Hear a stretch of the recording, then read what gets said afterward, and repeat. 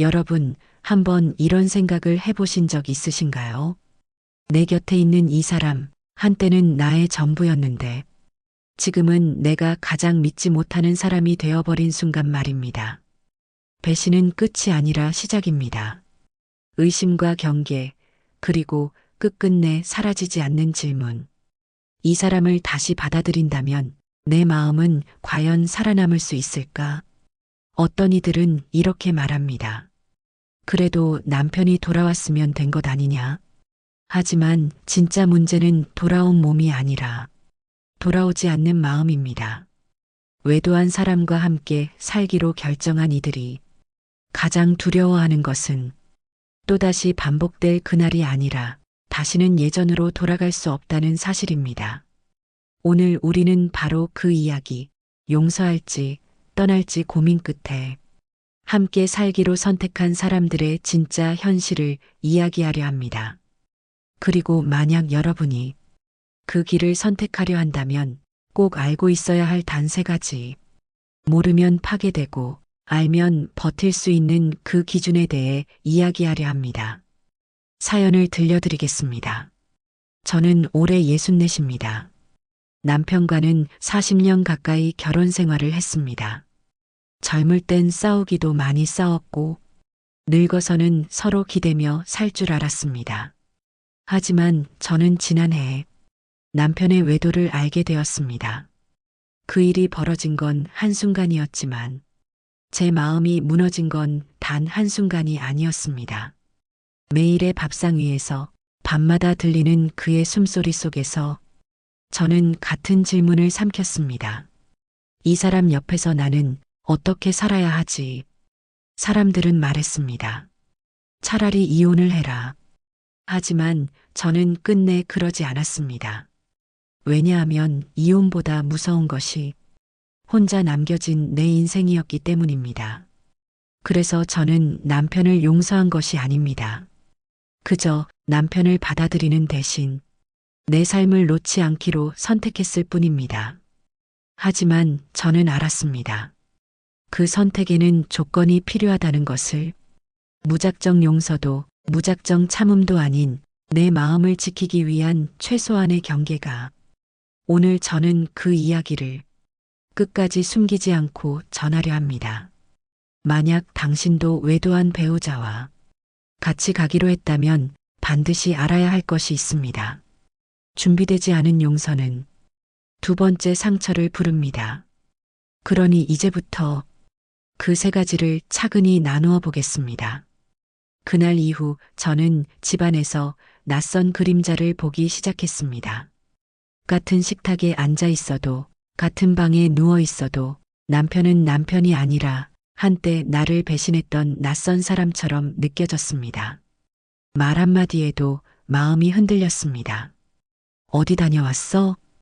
이 질문조차 조심스러워졌습니다. 평생 아무렇지 않게 묻던 그 말을 이제는 입 밖으로 내기조차 두려워졌습니다. 이상하게도 가장 무서운 건 싸움이 아니었습니다. 침묵이었습니다. 마치 아무 일도 없었던 것처럼 그는 여전히 밥을 먹고 뉴스를 보고 잠을 잤습니다. 그러나 그 모든 순간에 저는 혼자였습니다. 많은 사람들이 외도를 겪고도 함께 살기로 결정한 이들을 향해 이렇게 말합니다. 그럴 거면 그냥 잊어버려. 하지만 그건 해본 적 없는 사람들이 하는 말입니다. 외도는 기억이 아니라 질문으로 남습니다. 왜였을까? 언제부터였을까? 그 시간 나는 뭐였을까? 저는 알고 있었습니다. 이 질문이 사라지지 않는 한 삶은 언제든 무너질 수 있다는 것을. 그래서 저는 어느 날 스스로에게 말했습니다. 이대로는 안 된다. 이 사람을 붙잡고 살겠다면 나를 잃지 않을 방법부터 찾아야 한다. 그날 저는 선택했습니다. 용서도 아니고 복수도 아니고 현실을 직면하기로. 그가 잘못한 이유를 묻지 않고 그가 왜 돌아왔느냐를 따지지 않고 대신 이렇게 묻기로 했습니다. 내가 앞으로 살아갈 세상에서 나는 무엇을 지켜야 하지? 그 순간 깨달았습니다. 외도 후 함께 산다는 건 다시는 예전으로 돌아가는 것이 아니라 다른 방식으로 살아보겠다는 결심입니다. 그날 이후 저는 울음을 멈추고 무엇을 해야 하는지를 바라보기 시작했습니다. 그리고 드디어 반드시 지켜야 할 세 가지를 떠올렸습니다. 그것은 남편을 위한 조건이 아니라 내 삶을 위해 필요한 기준이었습니다. 이제 그 첫 번째 이야기를 들려드리겠습니다. 혼자 버티는 것이 아니라 무너지지 않는 법에 대한 이야기입니다. 사람들은 종종 말합니다. 그래도 돌아왔으면 다행 아니냐, 가정을 지키려는 마음은 있는 거니까. 하지만 저는 잘 알고 있었습니다. 돌아오는 것과 돌아오는 척하는 것은 전혀 다른 일이라는 것을. 외도 후 함께 살겠다는 결심을 했다면 가장 먼저 해야 할 일은 믿음이 아니라 경계를 세우는 것입니다. 이렇게 말하면 차갑다고 생각할지 모르지만 경계 없는 용서는 또 한 번의 무너짐을 부릅니다. 저는 스스로에게 이렇게 말했습니다. 나는 이 사람을 다시 받아들이는 것이지 이 사람에게 다시 기대는 것이 아니다. 이 기준을 세운 순간 비로소 제 마음이 전보다 덜 흔들렸습니다. 그 사람이 나를 떠날까 두려워했던 마음이 이제는 내가 나를 떠날까 두려운 마음으로 바뀌었으니까요. 철학자 에리 프롬은 이런 말을 남겼습니다. 사랑은 의무로 유지되는 것이 아니라 자기 자신을 잃지 않을 때 비로소 존재한다. 저는 이 문장을 받아들이는데 오래 걸렸습니다. 하지만 마침내 알았습니다. 나를 잃은 사랑은 결코 사랑이 아니었다는 것을. 그래서 저는 결심했습니다. 남편과 다시 살겠다면 세 가지는 반드시 지켜야 한다고. 첫째, 그 사람의 말보다 그 사람의 행동을 보며 살 것. 다시는 미안하다는 말 한 줄로 흔들리지 않을 것. 다 끝났다는 말보다 어디에 있고 누구와 있는지를 보며 살 것. 둘째, 부부라는 이름 아래 내 삶을 희생하지 않을 것. 그를 위해 울지 않고, 그를 위해 참지 않고, 이제는 나를 위해 쉬고, 나를 위해 쉴 것. 내가 지켜야 할 것은 관계가 아니라 내 존엄이라는 것을 잊지 않을 것. 셋째, 언제든 떠날 수 있는 문 하나는 남겨둘 것. 용서란 감옥이 아니며 함께 산다는 이유로 내 전부를 걸지 않을 것. 나는 이 집에 머물지만 이 집에 묶이지 않을 것. 이 세 가지를 마음에 새기고 난 뒤 저는 처음으로 남편을 다시 바라볼 수 있었습니다. 왜냐하면 그제야 깨달았기 때문입니다. 이제 이 사람과 싸우는 것이 아니라 내 마음과 싸워야 한다는 것을. 나는 부서지지 않기 위해 함께 사는 것이지 다시 사랑하기 위해 사는 것이 아니었습니다. 그리고 이상하게도 이 결심은 저를 더 강하게 만들었습니다. 그가 아닌 나를 중심에 두기 시작했기 때문입니다. 여기서부터 저는 사랑보다 더 단단한 마음의 언어를 배우기 시작했습니다. 이제 그 이야기를 조금 더 깊이 들려드리겠습니다. 그날 이후 저는 모든 것을 감정으로 보던 습관을 멈추기로 했습니다.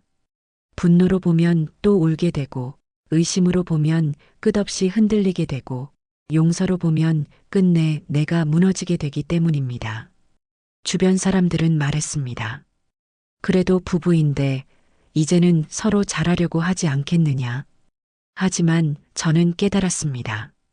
이 문제는 잘하고 못하고의 문제가 아니라 다시는 이전으로 돌아갈 수 없는 마음의 구조라는 것을. 외도는 단 한 번의 사건이 아니라 부부 사이에 있던 무엇인가가 끝났다는 신호입니다. 그게 신뢰였든 존경이었든 기대였든 한 번 무너진 그것은 결코 예전 자리로 돌아오지 않습니다. 그래서 저는 이해하게 되었습니다. 내가 다시 붙잡아야 할 건 사람이 아니라 나 자신이라는 사실을. 남편은 어느 날 말했습니다. 내가 잘못했다. 이제부터는 잘해보자. 예전 같았으면 그 말을 붙잡고 울었을 겁니다. 하지만 저는 그날 담담히 이렇게 대답했습니다. 나는 내가 잘하길 바라지 않아. 이제부터는 나도 나를 위해 살 거야. 그 말은 화해가 아니라 선언이었습니다. 나는 더 이상 희생자로 남지 않겠다는 선언. 사랑받기 위해 버틸 여자를 넘어 존엄을 지키며 살아갈 인간으로 남겠다는 선언. 어느 날 혼자 있는 시간이 무서워서 방 안에서 가만히 앉아 있던 적이 있습니다. 그때 제 마음에 스스로 물었습니다. 나는 이 집에서 왜 남아 있을까? 그러자 마음속에서 이런 대답이 올라왔습니다. 떠나기 싫어서가 아니라 이 집을 잃지 않기 위해. 그때 알았습니다.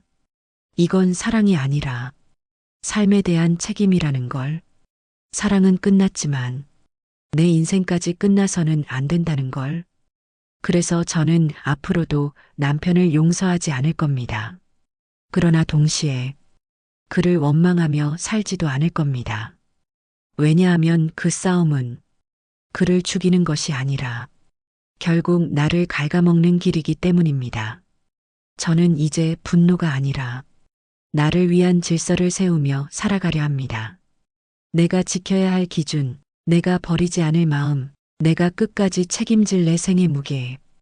그 모든 것을 마음으로 붙잡는 순간 저는 어느 때보다 조용했지만 가장 흔들리지 않는 사람이 되었습니다. 이제부터의 시간은 누군가를 증명시키는 시간이 아니라 나 자신을 증명하는 시간일 겁니다. 이 이야기를 계속 들어주실 수 있다면 이제 저는 마지막까지 제가 발견한 해법을 전하려 합니다. 결국은 선택의 문제이니까요.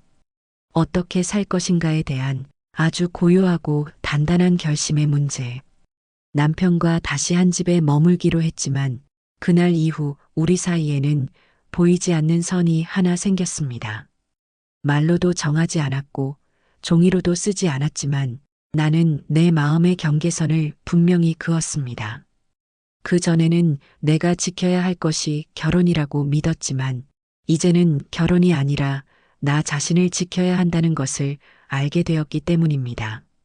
그렇다고 제가 냉정해졌느냐고요? 아니요, 오히려 더 조용해졌습니다. 왜냐하면 이제는 남편과 싸우는 것이 아니라 제 안의 혼란과 싸우고 있기 때문입니다. 한 방에 있어도 말이 없던 시간이 이제는 침묵 속에서도 흔들리지 않는 시간이 되었습니다. 남편이 어디에 있는지를 따지기보다는 내가 어디에 서 있는지를 확인하는 시간으로 바뀌었기 때문입니다. 그러면서 한 가지는 분명히 느꼈습니다. 자신을 잃지 않은 사람만이 끝까지 버틸 수 있다. 마음이 부서진 것이 아니라 내가 무너지는 것이 진짜 두려움이었음을 깨달았기 때문입니다. 어느 날 남편이 조심스럽게 물었습니다. 혹시 나를 용서한 거냐? 저는 대답하지 않았습니다. 그 질문에는 답할 필요가 없었기 때문입니다. 용서는 그를 위한 것이 아니라 나를 살리는 것이어야 하니까요. 저는 그 자리에서 마음속으로 조용히 되뇌었습니다. 나는 이 사람을 다시 사랑할 생각은 없다. 하지만 이 사람 때문에 내 인생을 버리지도 않을 것이다. 이 말을 사람들은 이해하지 못할 수도 있습니다. 누군가는 이렇게 말하겠지요. 그럴 거면 왜 같이 사냐고. 하지만 그들은 모릅니다. 함께 산다는 것이 곧 사랑을 의미하지 않는다는 것을, 이 집에 계속 남아있다는 것이 곧 그를 위해 사는 것이 아니라는 것을. 내가 지키고 싶은 것은 부부라는 이름이 아니라 지금까지 살아온 내 생의 존엄입니다. 그리고 저는 압니다. 다시 상처받지 않기 위해서는 상대의 마음이 아니라 내 마음의 문을 내가 지켜야 한다는 것. 이제 저는 이렇게 살아갑니다. 의심은 하되 집착하지 않고 기억은 하되 매달리지 않으며 같이 살되 의지하지 않습니다. 그날 이후 남편과 내가 부부로 사는 것이 아니라 나는 나의 방식으로 살아가고 있을 뿐입니다. 이제 곧 이 이야기를 마무리할 시간이 다가오지만 그 전에 여러분께 꼭 전하고 싶은 말이 있습니다. 이 길은 눈물로 시작될 수 있지만 끝은 반드시 눈물로 마무리될 필요는 없다는 것. 우리에게 필요한 것은 분노도 복수도 완벽한 화해도 아닙니다. 그저 나 자신을 잃지 않는 선택. 그 한 가지면 충분합니다. 남편과 다시 하루를 시작하고 같은 집에서 같은 저녁밥을 먹는 일이 처음엔 이질적이었습니다. 그의 모든 말과 행동이 익숙하면서도 낯설었고 무어라 표현하기 어려운 고유한 긴장이 우리 사이에 계속 머물러 있었습니다. 하지만 시간이 지나며 저는 깨달았습니다. 남편의 변화가 중요한 것이 아니라 내 마음이 어디에 머무는지가 더 중요하다는 것을. 그는 여전히 조심스러운 태도를 유지했고 어떤 날은 말없이 제 앞에 앉아 있었습니다. 예전의 저라면 그 침묵 속에 무언가를 읽어내려 했겠지만 이제는 더 이상 그렇게 하지 않았습니다. 왜냐하면 그 순간조차 제가 지켜야 할 대상은 그가 아니라 바로 제 자신이었기 때문입니다. 어떤 이는 이렇게 묻겠지요. 그래도 언젠가 다시 믿어야 하지 않나요? 하지만 저는 이렇게 답할 겁니다. 믿음은 주는 것이 아니라 스스로 회복되는 것이다. 남편의 말이 아니라 남편의 행동이 아닌 심지어 시간조차도 없어진 믿음을 대신해 줄 수는 없습니다. 잃어버린 신뢰는 상대가 아니라 나의 결정 아래에서만 조심스레 다시 모습을 드러낼 수 있는 것이었습니다. 그래서 저는 믿음 대신 기준을 세웠습니다. 내가 이 집에 있는 동안 내 마음이 파괴되지 않을 기준. 내가 이 사람과 밥을 먹고 말을 할지라도 그 때문에 내가 또다시 눈물 짓지 않게 하는 기준. 그리고 그 기준 위에서 저는 매일 조용히 다짐했습니다. 이 사람을 지켜보지 말 것. 대신 나를 지켜볼 것. 사람들은 종종 관계를 지키는 방법을 묻습니다. 그러나 저는 이제 이렇게 답합니다. 관계가 아닌 나를 지키는 것이 먼저다. 내가 무너지지 않고 서 있을 때 관계든 이별이든 그 뒤의 선택을 비로소 내가 정할 수 있기 때문입니다. 가끔 거울 앞에 서서 제 얼굴을 바라봅니다. 분노도 사라지고 눈물도 말라버린 그 고요한 얼굴을. 그리고 이렇게 속삭입니다. 너는 끝내 무너지지 않았구나. 이제 마지막으로 이 모든 이야기를 듣고 있는 누군가에게 제가 전하고 싶은 단 한 문장을 준비했습니다. 삶의 경계 위에서 흔들리고 있는 분들에게 제가 드리고 싶은 마지막 한마디를요. 저는 아직도 남편과 함께 살고 있습니다. 하지만 우리는 예전의 부부가 아닙니다. 그는 여전히 제 곁에 앉아 있고 우리는 여전히 같은 식탁에서 밥을 먹습니다. 하지만 이제 나는 그의 아내가 아니라 나 자신의 보호자로 살아가고 있습니다. 누군가는 이해하지 못할 겁니다. 그럴 거면 왜 헤어지지 않느냐고 묻겠지요. 그러나 그들은 나의 선택을 모릅니다. 내가 붙잡은 것이 사랑이 아니라 내가 걸어온 삶의 무게라는 것을. 떠나는 것이 용기일 때도 있고 남아있는 것이 용기일 때도 있습니다. 중년에도 노년에도 외도한 배우자와 계속 살기로 한 이들이라면 세상이 모르는 고통과 결심을 이미 지나온 사람들입니다. 그래서 저는 감히 이렇게 말하고 싶습니다. 당신이 남기로 했다면 그건 약함이 아니라 살아내려는 결단입니다. 하지만 잊지 말아야 할 것이 있습니다. 다시는 예전처럼 사랑하려 하지 마십시오. 다시는 예전처럼 믿으려 하지 마십시오. 그 대신 이렇게 다짐하십시오. 나는 다시는 나를 버리지 않을 것이다. 외도한 사람과 다시 살겠다면 세상을 향한 용서가 아니라 나를 향한 다짐이 먼저여야 합니다. 부디 이 한마디만 기억해 주십시오. 용서에도 품격이 있고 함께 있음에도 경계가 있으며 침묵에도 존엄이 있어야 합니다. 언젠가 아주 먼 훗날 누군가가 제게 묻는다면 이렇게 답할 겁니다. 그 사람 때문에 무너지지 않았습니다. 하지만 그 사람 덕분에 강해진 것도 아닙니다. 나는 나 자신을 지키기로 했을 뿐입니다.